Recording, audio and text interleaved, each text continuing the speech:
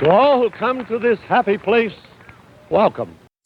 Ladies and gentlemen, boys and girls, welcome to the Dueling Disney podcast. This is one of your hosts, Andy Zomerman. And this is the other one of your hosts, Al Day. How you doing?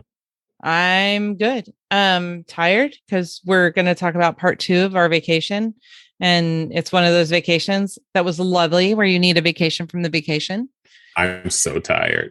And it was all good. It was all really, really good. I have lots of stuff to say about part 2 of the vacation, but we have been home for a week. So do you want to tell people about your Disney week? Yeah. Other than being at Disney like 24/7. Yeah. What's today? Wednesday. So a little over a week ago, I was at Disney World. That was awesome. But the thing I'm super excited about right now is 2 songs from a movie I adore. Disney movie are in the top 10. And originally the first one to break the top 10 was We Don't Talk About Bruno from Encanto, which is just an awesome song. Yeah, it really is. But the song I fell in love with just beat it, which is Surface Pressure, because I love this part of the movie. I just really like Encanto. I don't know if people are surprised by that, seeing as how this is a Disney podcast. Right. But I just thought it was such a cool movie, and the whole family angle really resonated with me. And the music, unsurprisingly, is by Lin-Manuel Miranda. So, it was like created to be good music to me. But it's just really awesome that this movie is having sort of an extended life. And I can't remember, probably when we were in college was the last time Disney songs sort of made the top 10, when like the pop versions from like Beauty and the Beast would like hit the top. Didn't Frozen? I thought Frozen made it. Yeah. I forgot about Frozen. Let it go. But did Frozen like hit the top 10 pop charts, or was it just like kids charts? No, because I don't remember like hearing, well, I don't listen to the radio a lot, but I remember a lot of people with families getting sick of Let It Go, but I don't remember hearing it other than from people with families. I could be wrong. I mean, I don't know. Well, don't you think that Encanto is people with families? No, it's on the top 10 pop charts. Like it's, I also think it's people with families, but just sort of regular pop music. It's in both of those songs have hit the top 10. You know what? Also, like A Whole New World was on there. Mm-hmm. There were a couple other ones, but this is the only like non-ballad. Right. Feel the Love Tonight was on there. Right. Yeah. Like there's a whole series of like the pop version of the Disney. Right. This is like the songs from the movie. So the last time that happened was probably in like the 40s and 50s. I mean, I'd have to really do my research, but it was, I just am really happy about like Disney songs being like top 10, even though I haven't really cared about what song was in the top 10 since I was like 15, but that's just really cool. And I just like the music in this movie. So I do too. And I only saw the movie once so far. I need to watch it again with a different eye. Like the first time I was just taking everything in. And so, and I know because look, I don't have little kids. I know some of you out there have watched it like 500 times, like even more. So I am behind. It's not like Frozen with me and the girls being so young. I'm watching it 5 trillion times. Anyway, right. But so I need to watch it again with knowing what's happening, not having to take it all in with just yeah. Well, and it's like visually there's a lot going on so much. in Encanto. So much. So like it's definitely one of those that like it's on Disney Plus now, but I kind of want to go see it in the theater again because there's just I think it's better in the theater and so much going on. We saw it at or Disney Plus. I cannot talk. We saw it in Disney Plus, so we didn't even see it in the theater in the first place. Although I can see how wonderful it would be in the theater. Yeah, it was great. We saw it. Me and my brother saw it opening night in the theater, and it's just like a lot of Disney movies when you see it on the big screen. There's so much. It's just rich. It's just really good. I'm really excited, and if I get a moment to breathe, I will probably go to the theater and see it again. Oh, is it in the theater still? Yeah, well, at least it is here. Oh, I had no idea. I never even looked. I just assumed since it was streaming that it wasn't. So, yeah, pretty sure. Who knew? Who knew? Well, is that your George Costanza impression? Who knew, Jabber? We have been watching, not Disney related. We have been watching before Annika left back to college. Ed really wanted to indoctrinate Annika into Seinfeld. So Seinfeld, since it's has been on the television. So funny. I mean, it's so dated, and we've actually had to explain some things to Annika about why things are funny. But it's it's hard for me to think of Seinfeld as dated, but it was on quite a while ago. It's so dated. Yeah. It's so dated. It's dated, Jerry. Oh, it still makes me laugh so much. Well, coming home, I mean, really, I feel like we're Disney 24/7 now, just because Emma's working at Disneyland and just hearing all her stories and all the time. So that's kind of a cop out. So other than that, and catching up from the trip, just catching up on that show, Boba Fett. Boba Fett, go on. I'm not into it yet, so I can't. Every other Disney show, Marvel show, Star Wars show, I've been into pretty much right away. This one, it's a slow build. Time there, but I did hear good thing. I mean, we only watched a couple episodes, so it's a slower burn. I mean, I like it, but we're both of the Star Wars generation. Lots of good things though as it goes on. Yeah. So I like that they're really sort of dilling into like matters of indigenous people and stuff like that. Like that's cool. Yeah. But in terms of like pure entertainment, I've watched 2 episodes and I'm like, okay, yeah, I'm going to keep watching, but I haven't like rushed to watch it as soon as it comes on the streaming service either. Ed and I were watching episode 2 and just going, what the hell? Like, how is that only an hour? That felt like 5 hours of my life. Like that particular episode was pretty long. And can I just say, as someone who majored in deaf education and American Sign Language, watching them sign to each other, I'm like, what the hell are you doing? I know they're not doing American Sign Language, but I'm sorry. No, not on Tatooine anyway. Each other with like one hand motion. I'm sorry. I have a little problem with that. So that was getting me a little bit. I'm like, at first I thought you had switched and got confused with Hawkeye. I was like, no, they were doing sign language on Hawkeye. Right. I forgot they were doing that on Hawkeye. No, that was actually a lot better than the Tusken Raiders and Boba. There. So the pretend sign language wasn't up to your real people's sign language? I guess it was space sign language, but you can't just, it's like another language where they just say one word, or we just say one word and they keep going on and on and on. Like on Wayne's World when it's being translated. Yeah. Oh my gosh, we're totally getting off topic. So we are here. Isn't that what podcasting is? Yes, I know you keep saying that. And then my family keeps going, Mom, you guys need to stop getting off topic. And then you keep going, isn't that what podcasting is? So we're in the circle of circle of life. Anyway, part 2 of our vacation. Move us all. Yeah. Start talking about part 2 of our vacation. We ended part 1. And you all stayed a couple extra days after I was before we moved to before we went to the nighttime shows. And we did say a couple extra days, you're right. So we'll have to talk about that as well. So we ended episode 1 or part 1 of this before we went to the nighttime show. So after that, after we recorded last time, we saw Harmonious at Epcot, and we saw Enchantment at Magic Kingdom. So let's talk about Harmonious, because I freaking loved it. And I am not a nighttime show person. I loved Harmonious. I thought it was so flippin' awesome. At first I was like, okay, this is just like any other nighttime spectacular, nighttime show. But I really, really loved it. I thought they pulled in some great songs that we don't hear so much anymore. I thought it was going to be at first like World of Color, just some projections on water. It turned out to be something totally different.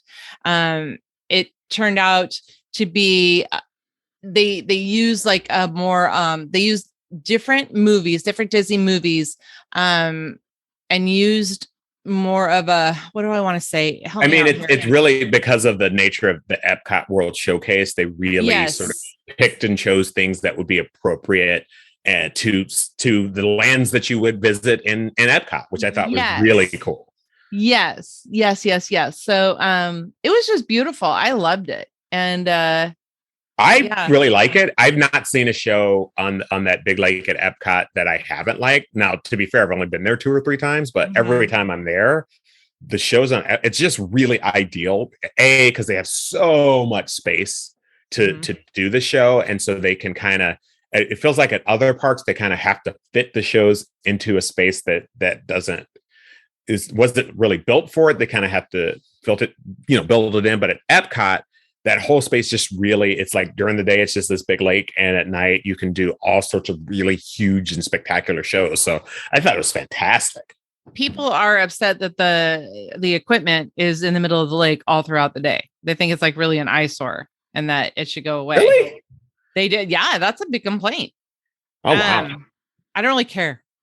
I don't know why, but I didn't find it an eyesore. It seemed like a nice little sculpture to me. I mean, I knew it was part of the show, but they can during the day they can project things on those things. Like when we did the run early in the morning, they had 50th Run Disney, blah blah blah. They had all that stuff, so they can project stuff on it through the day. So it doesn't have to be just this eyesore, right? But yeah, I mean, I loved it. But what did you think of the enchantment one at Magic Kingdom?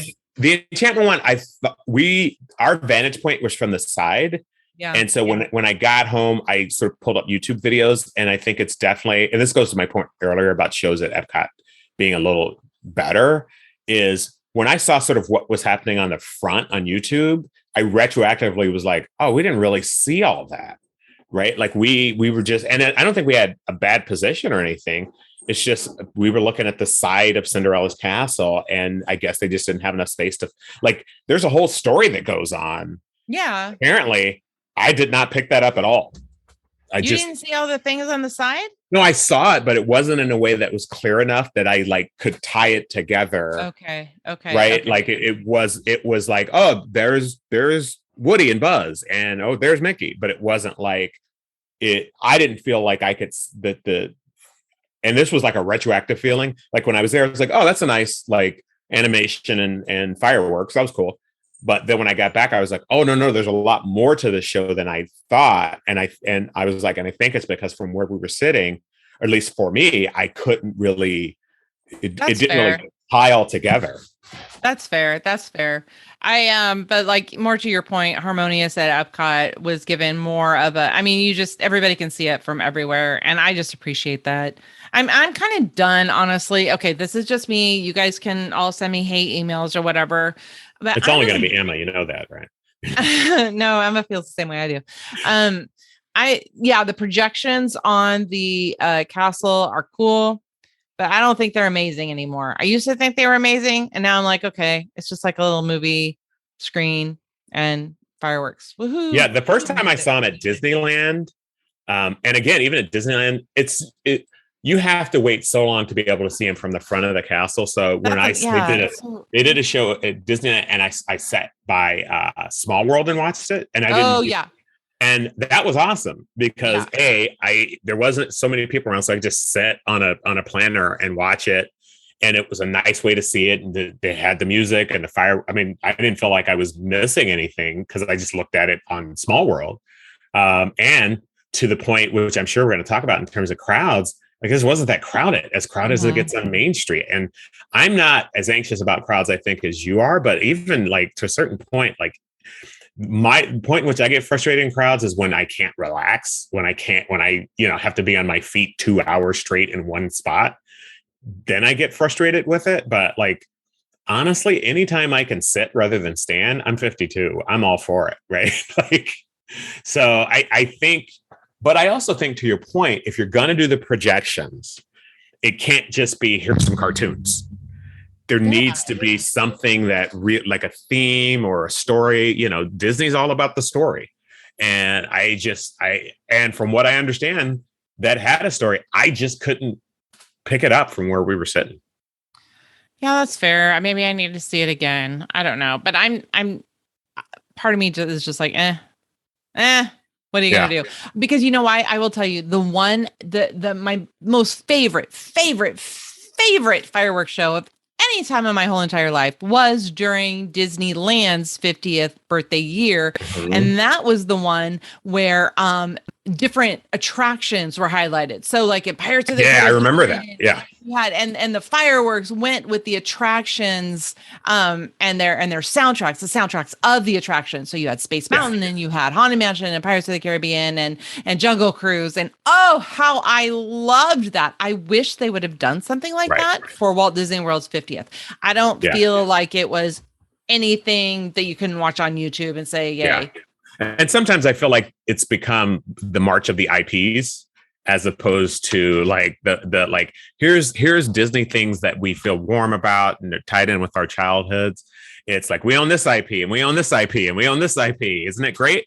So, you know, I again, it wasn't bad by any stretch of the imagination. Like I feel bad complaining, like, oh my God, you spent all this money to go to this theme park and you just got off a ride. And we should say that we had to run to catch the show because I forced you to go with me to watch Carousel of Progress, because that's the kind of nerd I am. Because I had never seen Carousel of Progress and I wanted to see it. Was it worth it? Was it worth it to watch Carousel of Progress? Because I think for me, totally. I loved it. I mean, I don't love it in the sense of, oh, I got to see that ride again. But I loved it in terms of like, this was the only attraction from the World's Fair, 64 World's Fair, that I had not yet experienced. So my, sort of amateur historian side was like, oh, this is, and look at this. And it's so funny because they project the future all the way into the mid 90s, They had these big, thick, virtual reality glasses that they were like, this is the future. And then they had like voice activated stuff that, didn't understand what you were saying. And I was like, well, that actually did come true. And I hope my Google thing doesn't come to life, if I say the word or Siri or Alexa, all of which are somewhere in my house. Well, I think it was fun. And you and I and Annika were the only ones in our theater. We were the only people there. And Annika wanted to go into it for the same reason you did. She went on it before when she was young, but she's finally at the age to appreciate Carousel Progress, right? And so this was really big for her too. And I totally think it was worth being a little bit late for the fireworks to see Carousel Progress. I am so glad. I'm so glad that we did it. And it just brings back so many memories of America Sings, even just the the rotating theater. And I just love it. I missed it. So I am Mr. Nostalgia when it comes to Disney. I am not one of those people that's like, you should never change Disneyland, but I am definitely one of those people that always goes to some of the old rides when I'm there. I always go to Great Moments with Mr. Lincoln. I just do. I know you do. I love Great Moments with Mr. Lincoln. Well, so while we were there, and we have talked about what resort hotel you should stay at while we were there. And so you actually stayed at 2. I did. And so part 2 of the podcast, because you hadn't switched over yet. So you were at Art of Animation first. Yeah. And then you went over to Coronado Springs. Yeah. So I went from a value resort to a moderate resort. Yeah. And I mean, here's the thing. I was fine with Art of Animation until I got to Coronado Springs, and then I was retroactively upset with Art of Animation because it was just so much better. It was just so much better. And to quote Ferris Bueller, it's so choice. If you have the means, I highly recommend it. I mean, part of it was, and here's the thing that you have to stay there to get. At the value resorts, the room was fine, but to get things like to go from my room to the lobby, which I had to do a couple times a day, I clocked it with my watch, was 0.8 miles from my room to the lobby. So like the last night I was there, I was going to be switching from Art of Animation to Coronado Springs, and I didn't have cash, and I wanted to tip the guys who were doing my bags, right? And so I walked, this was after we had been in the park all day, and I was exhausted. But I said, okay, but I need to go to the ATM machine. So I left my room to go to the ATM machine in the lobby. It took me like 15 minutes to get there. Now, normally it wouldn't take me 15 minutes to walk 0.8 miles, but it was after being in the park all day, and my feet just were about to leave my body and go jump into the lake. And I got there, and the ATM machine didn't work. And so then I was like, oh, I got to walk back to my room. And then in my brain, I was like, and I got to do this whole thing in the morning again before they pick up my bag so that I can tip the guy doing my bag. And so it was really like nice place to stay, well worth the value, great amenities, but just so flippin' far, just ridiculously far. Then I got to Coronado Springs and I got in one of the villas. And the room was nicer. I expected that. The bed was softer. I expected that. Bathroom nicer. But here's the thing. The water in Art of Animation never got above like maybe 2 degrees above body temperature. And I had hot water in Coronado Springs and there was water pressure. And they had a little Keurig. Well, the Keurig may have been better, right? But you don't think the water temperature was just a coincidence? I don't know. I don't think it was a coincidence. I think it's the kind of thing, part of it is expectation, right? Yeah. If I would have known that the water pressure and the heat of the water was what it was in Coronado Springs, I would have called down to the desk at Art of Animation and said, hey, there's something wrong with my water. Oh, yeah. But because I was there first, I was like, well, this is just water. This is the way the water is. It's a big resort. It's not worth my time, to complain about something they probably can't fix. It was like any number of Motel 6s I've ever stayed in. No, it was better than a Motel 6. It was clean. It was nice. Here's the thing: the theming in the value resorts is amazing. If you want to take cool pictures, spend a night or two in the value resorts. I mean, full size giant Triton and Little Mermaid and Ursula. It was awesome. Or better, get a room in the moderate resorts and then just catch the tram over to the value resorts and take a bunch of pictures. Because honestly, best pictures even if you count the parks, the best pictures you can get if you're a Disney nut like us are going to be in the value resorts. It's crazy the different picture spots. And the pool was cool, even though I never used it. And even the food was fine. There was nothing wrong with the resort, but it was 2 miles every night just to go to the lobby and back. It was awful. Now, moderate resorts are big, but they have a bus coming to every little section. Right. So when I got to Coronado Springs and I would catch the bus back to my area, the bus stopped 4 different places in Coronado Springs. So when I got off the bus, all I had to do was walk across the parking lot to my room. Takes 2 minutes. And my room happened to be right next to the tower where all the services were. So that took less than 2 minutes. But I looked at the map on my last day there and pretty much they set it up. There's people who are a lot farther than me, but it's nowhere there are you going to be almost a mile away from the lobby. That's just not gonna happen that I could tell. They had really better ways of getting around. The food was better. It just was better. And I mean, maybe I'm being silly not to say that was unexpected. It wasn't really unexpected, but the quality of sort of every little detail in the moderate resorts was just better. Just better. All the times we talked about it before, you said, I just want to save money. I want to save money. So going forward, what would you do? Would you still save the money to stay in the Art of Animation, or would you stay in a moderate? I mean, here's the trick, right? I also didn't spend really any time in my resorts other than sleeping, right? I would probably still stay in a value hotel if there was a way to get close to the lobby, because that was the main sort of piece. It was almost a mile every time I had to go. That was just ridiculous, right? Yeah. So I might still, if I knew I was going to be able to get close to the lobby, because the other thing that the Art of Animation had is it was right near the Skyliner. Yeah, and that made it super easy to get around the parks. Is even if I wasn't going directly to a park, I could take a Skyliner to somewhere to get closer to a park, right? And the Skyliner is just awesome. I'm a big fan of it. However, the difference in price now, the question is, would I do it again? I'm still not opposed to the value resorts, but the difference in price between the value and the moderate was such that, it was maybe $30 a night for the nights I was there. I would just go with the monorail because it's nicer. Like it's just, particularly a soft bed at the end of the night. Not that Art Animation wasn't a soft bed; it was a bed. It was fine. Mm-hmm. But Coronado Springs was, this is a nice place to like collapse and hot. Really, I like my water in my shower just slightly below lava. That. I guess that okay. We know. I do like a very hot shower.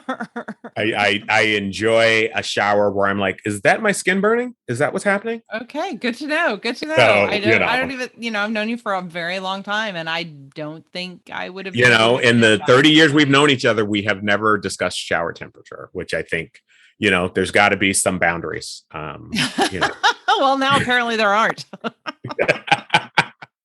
Well, let's talk about crowds. You said that they weren't bothering you. I will tell you 100% they were bothering me. So we went this particular week thinking it would be a low crowd week. Everything said it would be a low crowd week. Our hotels reflected the low crowd week prices and points for DVC, Disney Vacation Club. And the crowds, in fact, were not low. And I think that we had planned our week before the Disney Marathon weekend was announced that it was coming back. So that was announced. So of course that's going to put more crowds on the front end. And we knew that Martin Luther King Jr. holiday was on the back end, but I thought maybe we get some respite Tuesday, Wednesday, Thursday. Right. During the weekdays. Mm-hmm. But we didn't. Wednesday and Thursday was a little bit lower, but not enough to make a difference. It was still, I would call like high moderate. And the thing I wonder about, I was thinking about this a lot on the flight home, is, and I'm curious what you think. I think that may be strongly correlated with the fact that you can't park hop until 2:00. Maybe. Because I always felt like, because most days, except the day I moved hotels, we tried to get there at opening and use our early entry ability for staying in the resorts.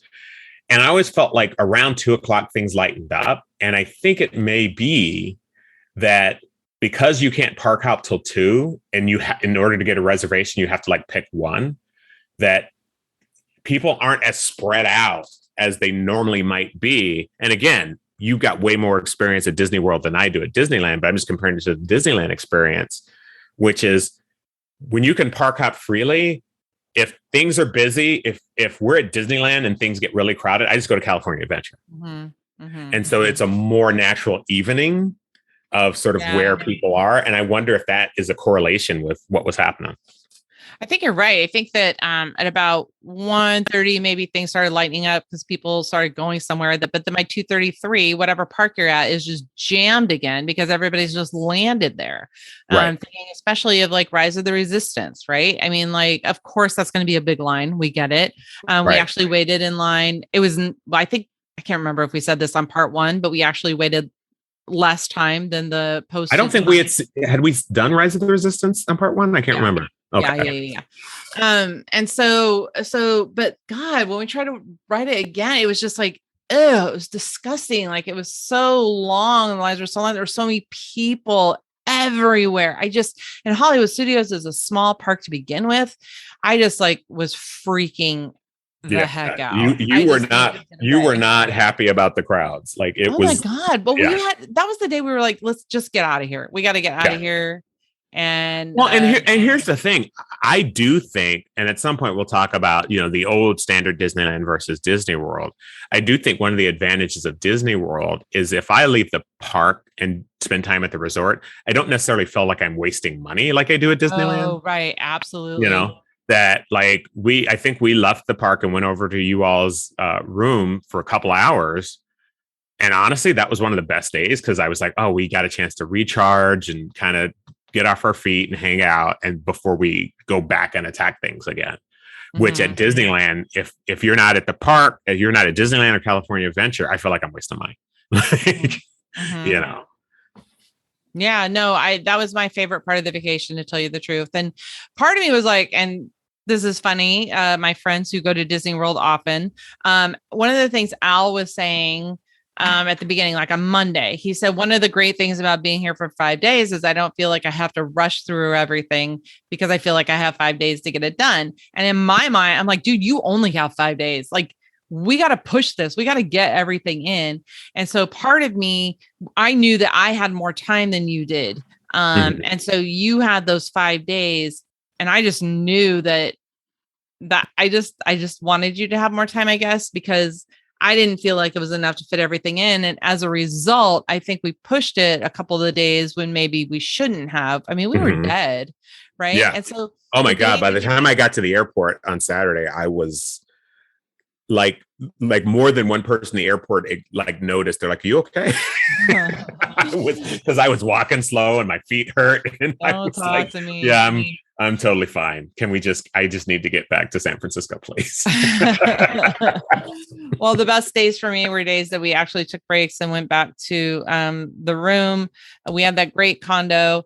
And then when you left, we actually took a day, off of the parks and just kind of hung out. We went miniature golfing. We went to Fantasia Gardens, which was really, really dated and really fun.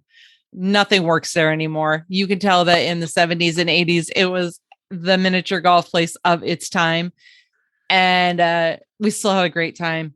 But I will say that's one of the advantages of Disney World is I don't feel like getting off, because it's all a part of the experience, right? Like we went to dinner in Disney Springs one night, and it was one of the best meals I've ever had in my life. It was awesome.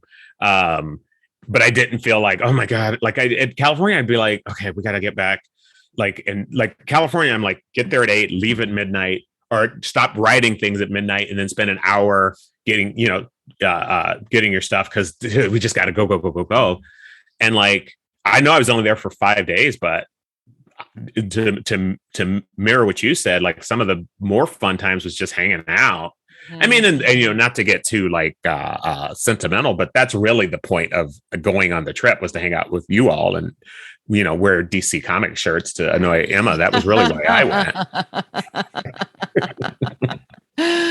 Oh, so funny about that. That was hilarious. Let's talk a little bit about Genie Plus, because we did not do Genie Plus for a couple of days. We did Genie Plus for a couple of days. Was it worth it? Was it not? I have thoughts. So yeah. And here's the thing. It comes down to there's a math piece, right? For me, $15 to do Genie Plus for a day, super worth it. Like, no question about it. $15 in terms of how much I've spent to get into the park is not that much. It's a snack and a soda at the park. And I get to really have more control over my day. If I had to pay $15 a day times 4 people, $60 a day, that math would be very, very different. But here's what frustrated me. We, on the days we played for Genie Plus, we still didn't get to do everything because everybody's paying for Genie Plus. And so everything gets taken. So on the days that we did do Genie Plus, there's this whole list of rides that are included with Genie Plus, right? A whole list of attractions. But really, by the time we got there and started booking our attractions that day, some are gone. Some are gone. And we were booking early in the morning. When we got there. And so it was kind of lame. That's how I felt. And then another thing was we had planned just to one day not do Genie Plus, but then pay for the individual lightning lanes. But that didn't matter because those were gone right away too. They're gone. Even if you wanted to pay for them, you couldn't. Yeah. So we had planned on it, but then we didn't. We waited a long time for Ratatouille Adventure. A nice attraction. Yeah, I loved it. But for how long did we wait? Hour and a half? Hour and a half. Yeah. Yeah.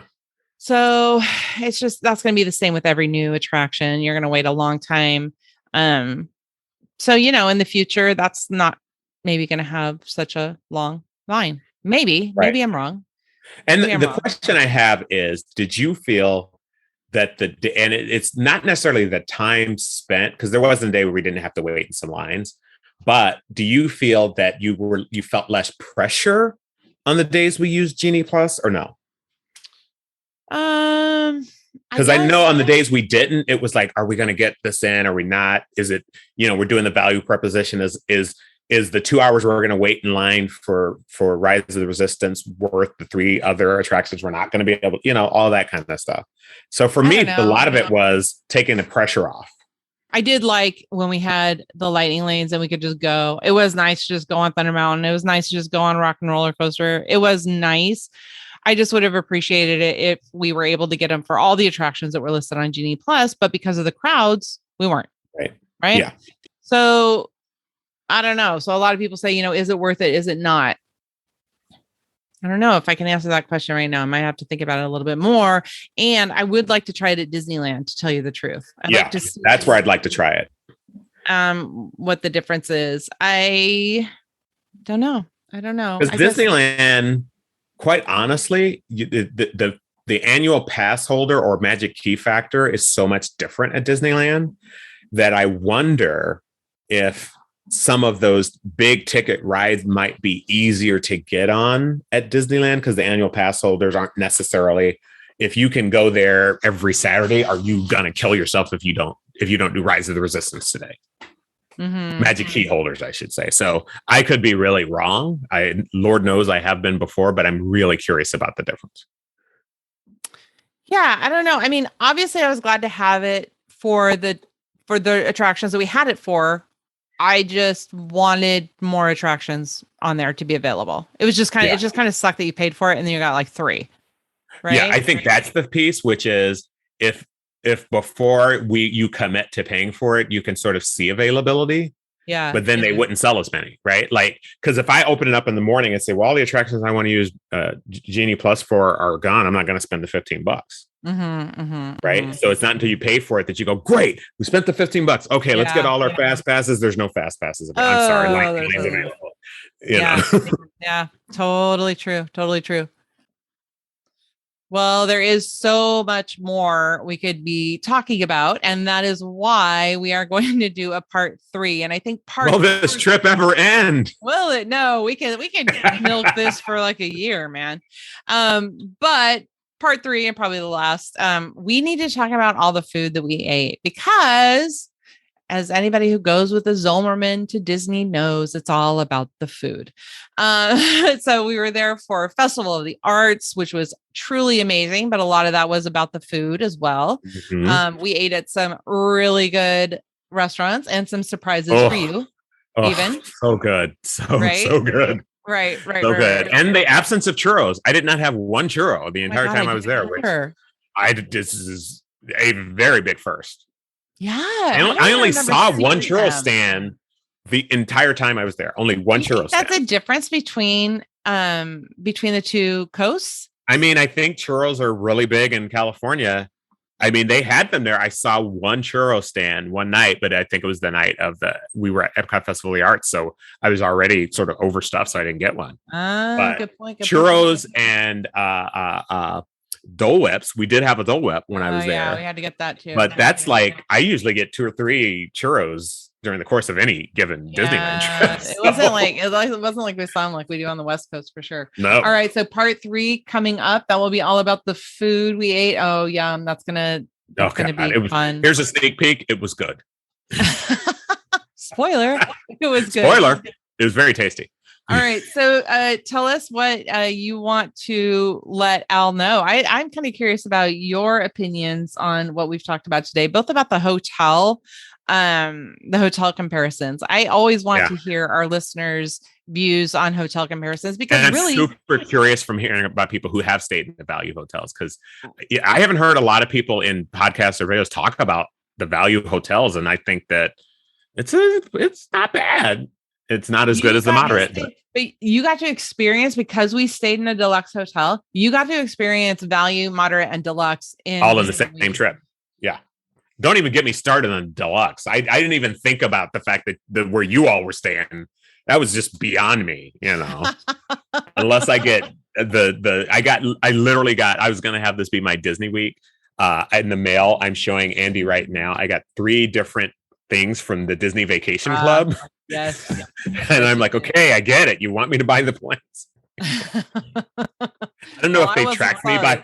I don't know if they tracked me by my magic band to you all's resort and said, "Oh, we might get this guy." I was not sorry. That's for sure. That might have been my favorite part of the whole trip was our condo. It was you're not only the condo, but the resort was nice. I know. The shop was like, we had a shop in mind, but like, I was like, ugh, there's nothing here I want. And I walked through your shop. I was like, I want that. I want that. I want 3 of those.